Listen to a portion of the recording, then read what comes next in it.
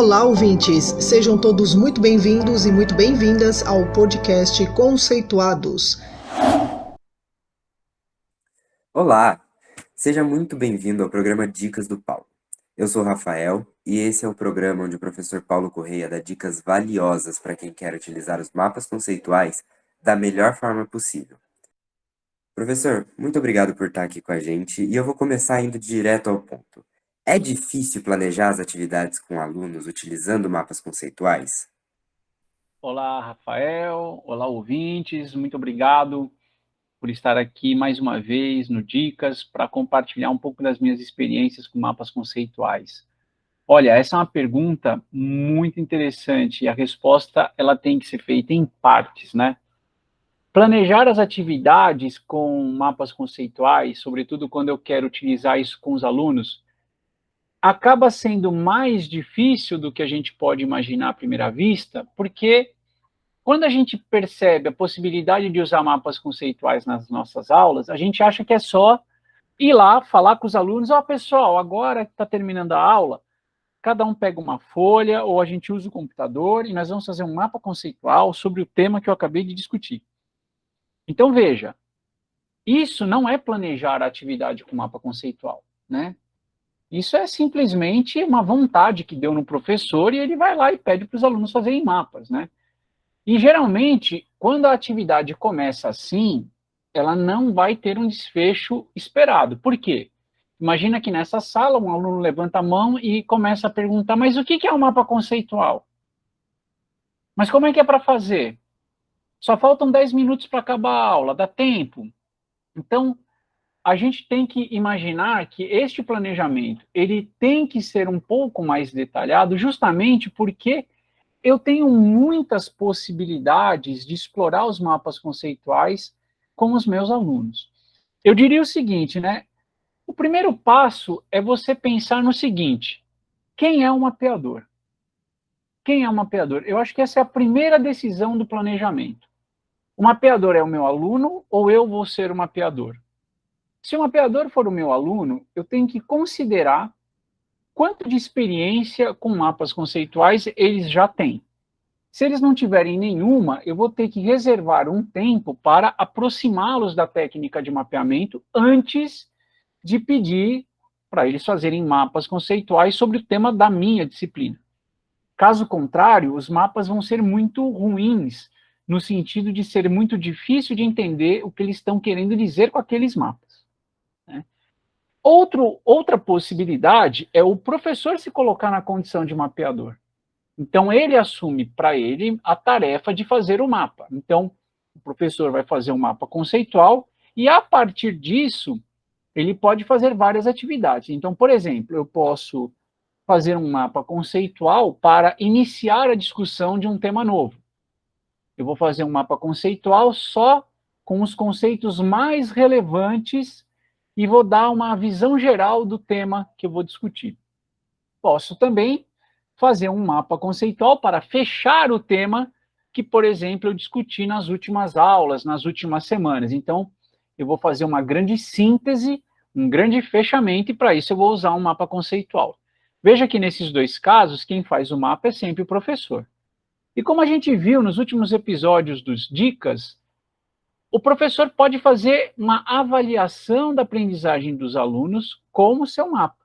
Para isso, ele usa a plataforma Cero, faz o seu mapa na plataforma e, a partir daí, ele tem uma grande quantidade de atividades possíveis que ele pode fazer para avaliar a aprendizagem dos alunos. Então, veja, Rafael, olha quanta coisa dá para fazer com os mapas conceituais na sala de aula. Por isso que é preciso ter um certo planejamento. Já que eu posso fazer muitas coisas, eu vou começar a definir o que eu quero fazer com os mapas, por exemplo, na minha próxima aula. A partir dessa decisão, a primeira resposta que você tem que definir é quem é o mapeador. Este é o primeiro passo do planejamento. Realmente, professor, isso é muito interessante e muito importante também. E que dicas você daria para os professores que gostariam de incluir os mapas conceituais como ferramenta didática em sala de aula? O que você poderia dizer para esses professores? essa é uma pergunta muito interessante, porque como professor que usa mapas conceituais há bastante tempo, né, eu fico agora aqui refletindo sobre o que eu gostaria que alguém tivesse me dito lá em 2005, quando eu comecei a usar mapas conceituais nas minhas aulas, né? Então, tentando fazer esse esforço, eu pensaria nas seguintes dicas, né?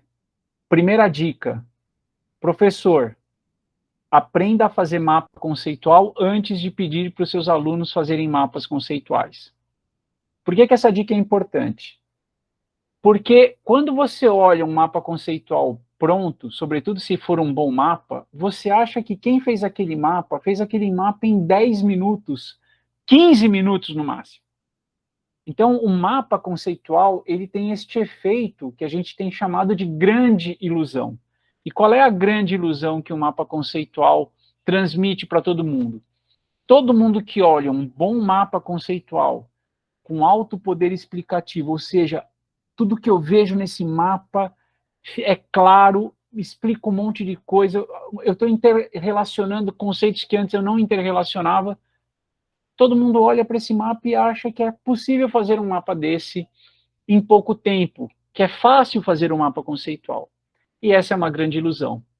Então você vai descobrir que para fazer um mapa desse, você precisa entender da técnica, começar a rascunhar o mapa, revisar o mapa, eu vou insistir de novo, revisar o mapa até que uma hora ele fica adequado e bom para a finalidade que ele vai ser utilizado. Então, dica número 1, professor, aprenda a fazer mapa antes de pedir para os seus alunos fazerem mapa. Segunda dica, professor, use os seus mapas e use mapas dos alunos também durante as suas aulas. Então, se a gente pensar aqui no ano letivo como um todo, que geralmente é organizado em bimestres, você não precisa toda hora pedir para o aluno fazer o mapa. Ou seja, não é preciso que sempre o mapeador sejam os alunos. É possível e desejável intercalar algumas ocasiões em que o mapa é do professor.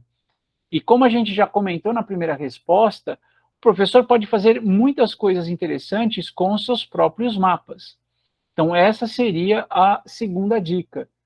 Todo mundo tem que ser mapeador na sala de aula. Às vezes o mapa vem do professor, às vezes o mapa vem dos alunos. E uma terceira dica, que vamos dizer assim, reforça um pouco essa questão de diversificar o mapeador, é de usar os mapas conceituais das mais diferentes formas para as mais diferentes funções. Então, o que usualmente, Rafael, a gente vê nas salas de aula é o uso do mapa conceitual para avaliar a aprendizagem. Então, é claro que dá para fazer isso, com certeza, mas se perde toda uma riqueza de possibilidades de uso dos mapas e a gente fica só usando ele de um único jeito. Então, por que a gente não começa a usar mapas conceituais do professor para iniciar ou fechar discussões de um tema? Por que os mapas conceituais que os alunos produzem não podem ser feitos no começo da discussão e não no final para fazer a avaliação da aprendizagem? Por que a gente não estimula o trabalho colaborativo, pedindo para os alunos fazerem mapas em grupos, discutir mapas em grupos e revisar mapas por eles mesmos? Então, a gente tem uma série de possibilidades de usos didáticos e metodológicos que vão muito além daquela condição que, vamos dizer assim, é prevalente, onde o professor dá uma sequência de aulas sobre um determinado tema, fecha a discussão, vai fazer uma avaliação, eventualmente ele faz uma prova convencional e, numa das questões, por exemplo, ele pede para o aluno fazer um mapa. E, a partir daí, ele avalia a aprendizagem do aluno e perceba, não há mais nenhuma discussão sobre o mapa. Eu te dou uma nota e pouco se discute sobre o mapa. O mapa, ele tem que ser o ponto de partida das mediações que devem ocorrer entre professor e aluno e das discussões que devem ocorrer entre os alunos. Por isso que é muito mais interessante colocar o mapa durante o processo de aprendizagem e não deixá-lo só no final, quando a gente vai fazer a avaliação. Essas seriam 3 dicas de ouro que eu adoraria ter ouvido lá quando eu comecei a usar os mapas em 2005. Então, você que está nos escutando, preste bastante atenção nessa resposta. Se for o caso, ouça ela de novo, porque certamente isso vai te economizar muito tempo e muita dor de cabeça. Simplesmente maravilhoso, professor. E para finalizar, eu queria tirar uma dúvida com você. Em que nível de ensino você considera que seja ideal introduzir os mapas conceituais na vida de um estudante? Olha, Rafael, eu acho que quanto antes, melhor. Quanto antes, melhor. E eu vou explicar por quê. Ah, mas é porque você gosta muito dos mapas, você quer que todo mundo use um mapa para tudo. Não, não é nada disso, pessoal. Não é nada disso. Vamos pensar comigo no seguinte argumento. O mapa conceitual é uma forma de representar o conhecimento. Toda vez que eu estiver lidando com conhecimento e tiver que explorar os conceitos e as relações conceituais, os mapas conceituais podem ser úteis.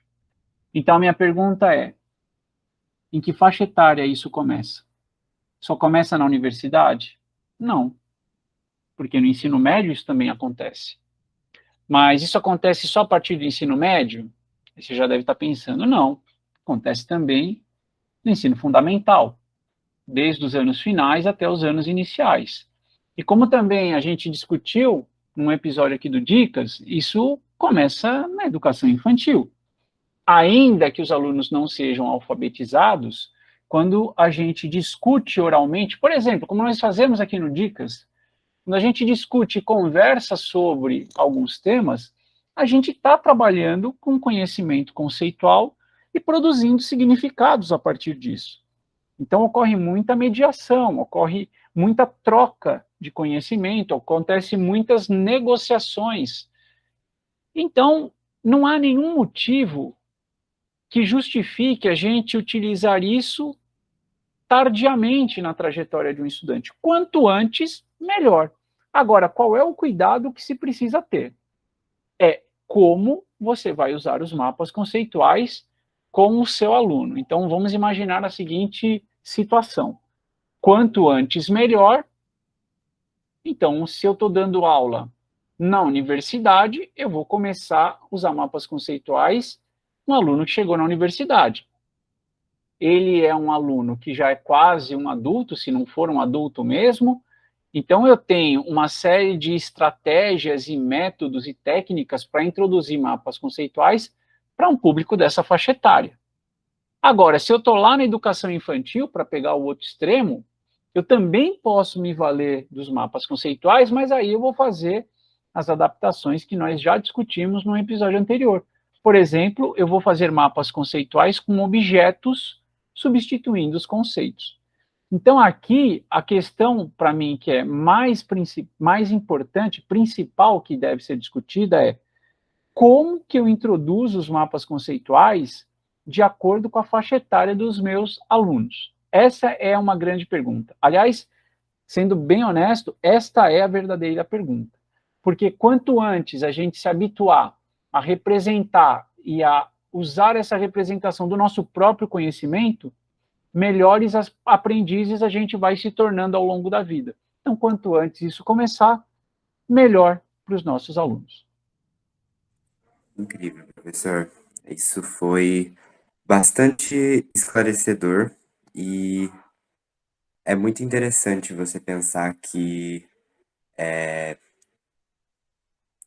nós, como professores, temos basicamente o dever de estimular o aprendizado do aluno, e é interessante como os mapas conceituais podem servir muito bem essa finalidade. Mas, enfim, queria agradecer a sua participação, professor, e agradecer a você, ouvinte, também, que continua aqui conosco. E agora é só praticar. Nós nos vemos no próximo Dicas do Paulo. E muito obrigado. Conceitue-se você também. Além do podcast, você pode encontrar informações sobre o nosso grupo de pesquisa e o conhecimento produzido no canal do YouTube, Facebook e LinkedIn Mapas Conceituais, e o nosso perfil no Instagram, Conceituais Mapas. Esperamos vocês por lá.